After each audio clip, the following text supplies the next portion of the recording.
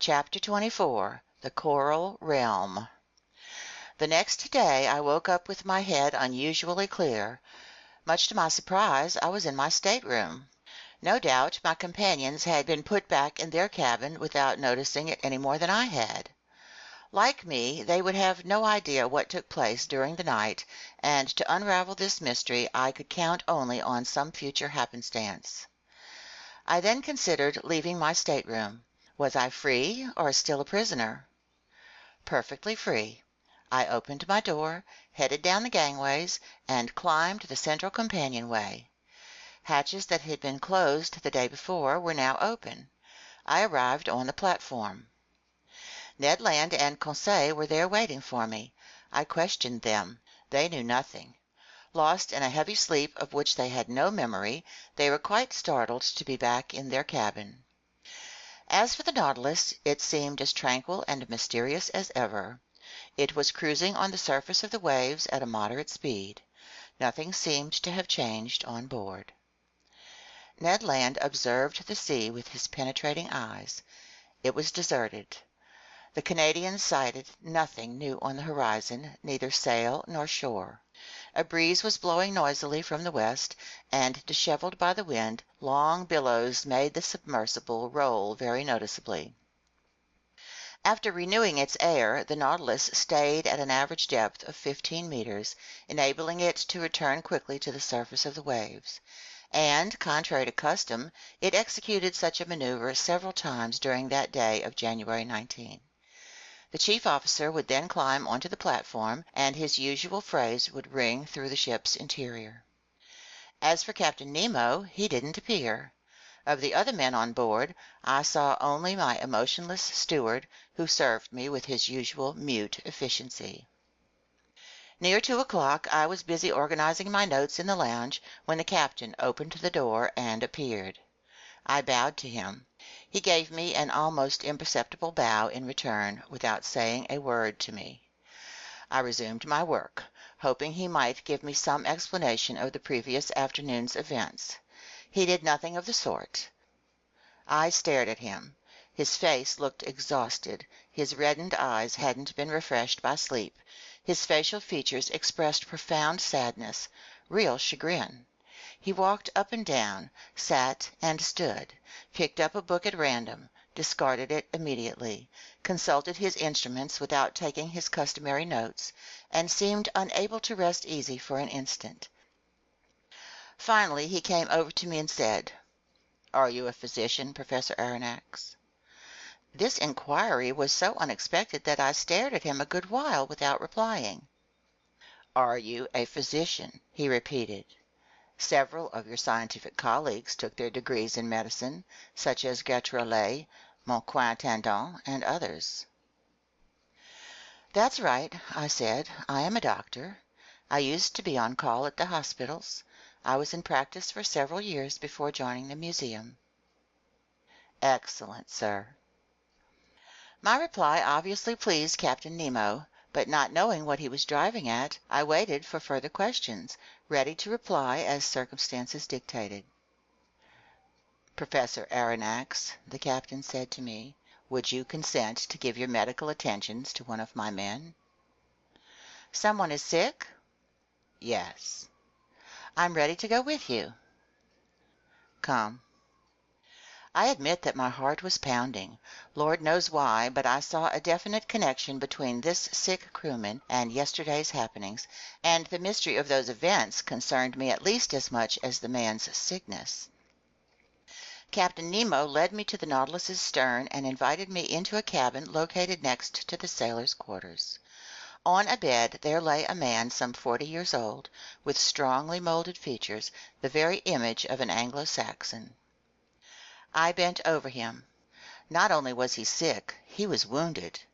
Swathed in blood-soaked linen, his head was resting on a folded pillow. I undid the linen bandages, while the wounded man gazed with great staring eyes, and let me proceed without making a single complaint. It was a horrible wound. The cranium had been smashed open by some blunt instrument, leaving the naked brains exposed, and the cerebral matter had suffered deep abrasions. Blood clots had formed in this dissolving mass, taking on the color of wine dregs. Both contusion and concussion of the brain had occurred. The sick man's breathing was labored, and muscle spasms quivered in his face. Cerebral inflammation was complete, and had brought on a paralysis of movement and sensation. I took the wounded man's pulse. It was intermittent.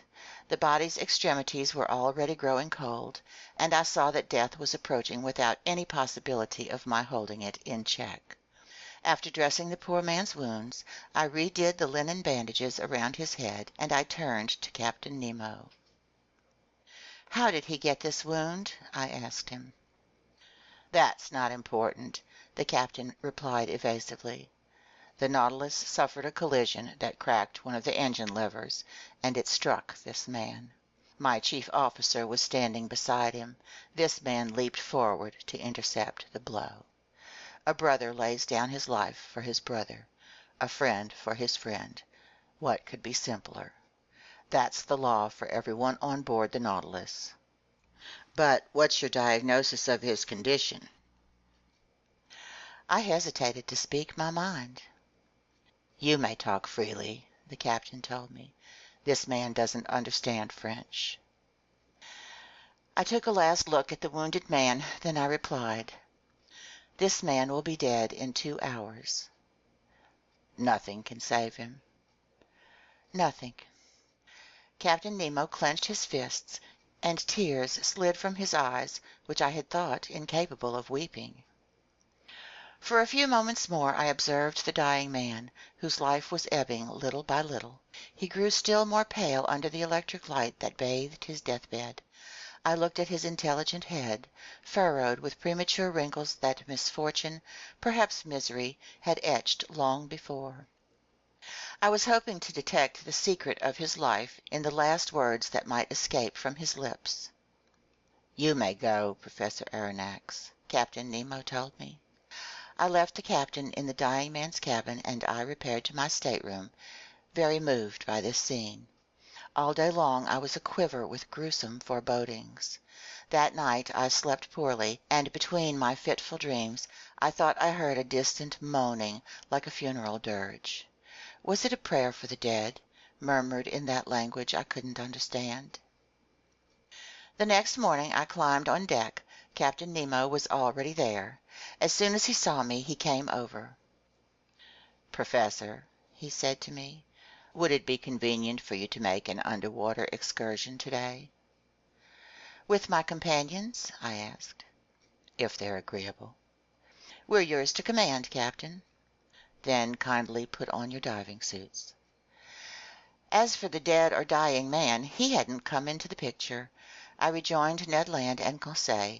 I informed them of the captain's proposition. Conseil was eager to accept, and this time the Canadian proved perfectly amenable to going with us. It was 8 o'clock in the morning. By 8:30 we were suited up for this new stroll and equipped with our 2 devices for lighting and breathing. The double door opened, and accompanied by Captain Nemo with a dozen crewmen following, we set foot on the firm seafloor where the Nautilus was resting, 10 meters down. A gentle slope gravitated to an uneven bottom whose depth was about 15 fathoms. This bottom was completely different from the one I had visited during my first excursions under the waters of the Pacific Ocean. Here I saw no fine-grained sand, no underwater prairies, not one open-sea forest. I immediately recognized the wondrous region in which Captain Nemo did the honors that day. It was the coral realm. In the zoophyte branch, class Alcyonaria, one finds the order Gorgonaria, which contains 3 groups: sea fans, Isidian polyps, and coral polyps. It's in this last that precious coral belongs, an unusual substance that, at different times, has been classified in the mineral, vegetable, and animal kingdoms. Medicine to the ancients, jewelry to the moderns, it wasn't decisively placed in the animal kingdom until 1694, by Peysonnel of Marseilles. A coral is a unit of tiny animals assembled over a polypary that's brittle and stony in nature. These polyps have a unique generating mechanism that reproduces them via the budding process. and they have an individual existence while also participating in a communal life. Hence, they embody a sort of natural socialism.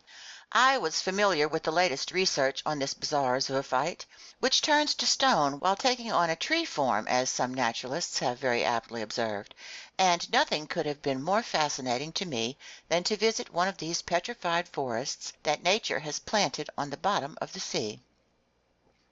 We turned on our Ruhmkorff devices and went along a coral shoal in the process of forming, which, given time, will some day close off this whole part of the Indian Ocean. Our path was bordered by hopelessly tangled bushes, formed from snarls of shrubs all covered with little star-shaped, white-streaked flowers. Only, contrary to plants on shore, these tree forms become attached to rocks on the seafloor by heading from top to bottom. Our lights produced 1,000 delightful effects while playing over these brightly colored boughs. I fancied I saw these cylindrical membrane-filled tubes trembling beneath the water's undulations. I was tempted to gather their fresh petals, which were adorned with delicate tentacles, some newly in bloom, others barely opened, while nimble fish with fluttering fins brushed past them like flocks of birds. But if my hands came near the moving flowers of these sensitive, lively creatures, an alarm would instantly sound throughout the colony. The white petals retracted in their red sheaths, the flowers vanished before my eyes, and the bush changed into a chunk of stony nipples. Sheer chance had placed me in the presence of the most valuable specimens of this zoophyte. This coral was the equal of those fished up from the Mediterranean off the Barbary coast or the shores of France and Italy. With its bright colors, it lived up to those poetic names of blood flower and blood foam that the industry confers on its finest exhibits. Coral sells for as much as 500 francs per kilogram, and in this locality the liquid strata hid enough to make the fortunes of a whole host of coral fishermen. This valuable substance often merges with other polyparies, forming compact, hopelessly tangled units known as macchiota, and I noted some wonderful pink samples of this coral. But as the bushes shrank, the tree forms magnified. Actual petrified thickets and long alcoves from some fantastic school of architecture kept opening up before our steps. Captain Nemo entered beneath a dark gallery whose gentle slope took us to a depth of 100 meters. The light from our glass coils produced magical effects at times, lingering on the wrinkled roughness of some natural arch, or some overhang suspended like a chandelier, which our lamps flecked with fiery sparks. Amid these shrubs of precious coral, I observed other polyps no less unusual: Melita coral, rainbow coral with jointed outgrowths, then a few tufts of genus Corallina, some green and others red, actually a type of seaweed encrusted with limestone salts, which, after long disputes, naturalists have finally placed in the vegetable kingdom. But, as one intellectual has remarked, here, perhaps, is the actual point where life rises humbly out of slumbering stone, but without breaking away from its crude starting point. Finally, after 2 hours of walking, we reached a depth of about 300 meters, in other words, the lowermost limit at which coral can begin to form. But here it was no longer some isolated bush or a modest grove of low timber. It was an immense forest, huge mineral vegetation, enormous petrified trees linked by garlands of elegant hydras from the genus Plumellaria, those tropical creepers of the sea, all decked out in shades and gleams. We passed freely under their lofty boughs, lost up in the shadows of the waves, while at our feet organ-pipe coral, stony coral, star coral, fungus coral, and sea anemone from the genus Caryophylla formed a carpet of flowers, all strewn with dazzling gems. What an indescribable sight! Oh, if only we could share our feelings! Why were we imprisoned behind these masks of metal and glass? Why were we forbidden to talk with each other? At least let us lead the lives of the fish that populate this liquid element, or better yet, the lives of amphibians, which can spend long hours either at sea or on shore, traveling through their double domain as their whims dictate. Meanwhile, Captain Nemo had called a halt. My companions and I stopped walking, and turning around, I saw the crewmen form a semicircle around their leader. Looking with greater care, I observed that 4 of them were carrying on their shoulders an object that was oblong in shape. At this locality we stood in the center of a huge clearing surrounded by the tall tree forms of this underwater forest. Our lamps cast a sort of brilliant twilight over the area, making inordinately long shadows on the seafloor. Past the boundaries of the clearing, the darkness deepened again, relieved only by little sparks given off by the sharp crests of coral. Ned Land and Conseil stood next to me. We stared, and it dawned on me that I was about to witness a strange scene. Observing the seafloor, I saw that it swelled at certain points from low bulges that were encrusted with limestone deposits and arrayed with a symmetry that betrayed the hand of man. In the middle of the clearing, on a pedestal of roughly piled rocks, there stood a cross of coral, extending long arms you would have thought were made of petrified blood. At a signal from Captain Nemo, one of his men stepped forward and, a few feet from this cross, detached a mattock from his belt and began to dig a hole. I finally understood. This clearing was a cemetery, this hole a grave, that oblong object the body of the man who must have died during the night. Captain Nemo and his men had come to bury their companion in this communal resting place on the inaccessible ocean floor. No! My mind was reeling as never before. Never had ideas of such impact raced through my brain. I didn't want to see what my eyes saw. Meanwhile, the grave digging went slowly. Fish fled here and there as their retreat was disturbed. I heard the pick ringing on the limestone soil, its iron tip sometimes giving off sparks when it hit a stray piece of flint on the sea bottom. The hole grew longer, wider, and soon was deep enough to receive the body. Then the pallbearers approached. Wrapped in white fabric made from filaments of the fan mussel, the body was lowered into its watery grave. Captain Nemo, arms crossed over his chest, knelt in a posture of prayer, as did all the friends of him who had loved them. My 2 companions and I bowed reverently. The grave was then covered over with the rubble dug from the seafloor, and it formed a low mound. When this was done, Captain Nemo and his men stood up. Then they all approached the grave, sank again on bended knee, and extended their hands in a signal of final farewell. Then the funeral party went back up the path to the Nautilus, returning beneath the arches of the forest, through the thickets, along the coral bushes, going steadily higher.